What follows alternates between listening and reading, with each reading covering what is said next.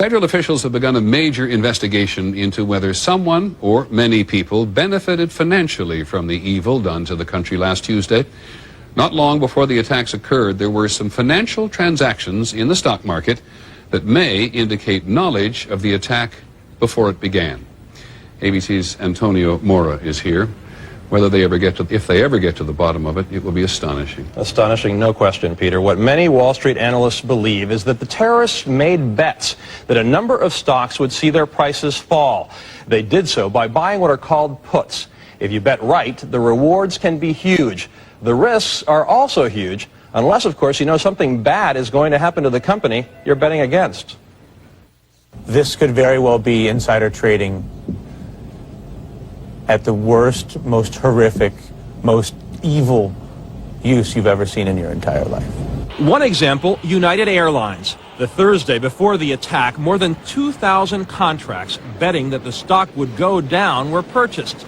90 times more in one day than in 3 weeks. When the markets reopened, United stock dropped. The price of the contracts soared, and someone may have made a lot of money fast. $180,000 turns into $2.4 million when that plane hits the World Trade Center.